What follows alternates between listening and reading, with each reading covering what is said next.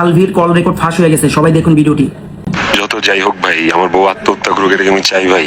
ভাইয়া বিশ্বাস করো ভাই, আমি কাউরে বুঝাইতে পারতেছি না বিষয়টা। আর ভাই দেশে গেলেই তো অ্যারেস্ট হওয়া উৎসব, যে দিক দিয়ে পারে কোপাবে, যে দিক দিয়ে পারে আমার ফাঁসানোর চেষ্টা করবে, বুঝছো ভাই। মামলা টামলা লুটতে হবে, আমি একদম ক্যাশলেস হয়ে আছি। আমার যদি লাগে আমাকে একটু এই বিপদের দিনে সাপোর্ট দিও ক্যাশ দিয়ে ভাই।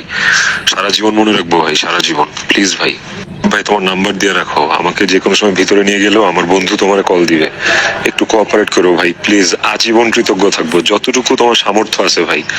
আমি এই রাস্তাটা একা ফাইট করতে পারবো না ভাই, আমি মানসিক ভাবে স্ট্রং থাকতে পারবো তোমাদের সাপোর্টে ভাই, কিন্তু আমি পারবো না ভাই। আমি আমার দম বন্ধে আসে ভাই, আমি নিজেও যে কোনো সময় মরে যেতে পারি ভাই, বিশ্বাস করো আমার কোনো দোষ নাই ভাই। ভাই ঝগড়ার কারণে যদি কেউ একজন আত্মহত্যা করে ভাই, এটা কি আমার দোষ ভাই? দেখছো ওর সাথে যে ঝগড়া হয়েছে এটা কিন্তু ও একবারও বলেনি। আর আপনি চান নাই যে সে কখনো আত্মহত্যা করুক, কিন্তু মানুষটাকে যেভাবে মেরে ফেলা যায়, মানে অত্যাচার করে, মনের দিক দিয়ে বলেন, সব দিক দিয়ে বলেন, সেটা আপনি অনেক আগেই মেরে ফেলছেন। 2026 সাল থেকে না, এটা অনেক আগে থেকেই শুরু হয়েছে। আর সেটা হচ্ছে আপনাদের মিডিয়ার সব মানুষটা এখন মুখ খুলছে ভাই, এতদিন তো কেউ মুখ খুলে নাই। আপনারা যে হচ্ছে শুটিং এ যে দুজনের রুম বন্ধ করে রেখে দিতেন, এটা আপনারা বলছেন যে তিথি বলছে, সেটা মিথ্যা। কিন্তু যারা বলছে ভাই, তাদের কি আপনার সাথে শত্রুতা আছে?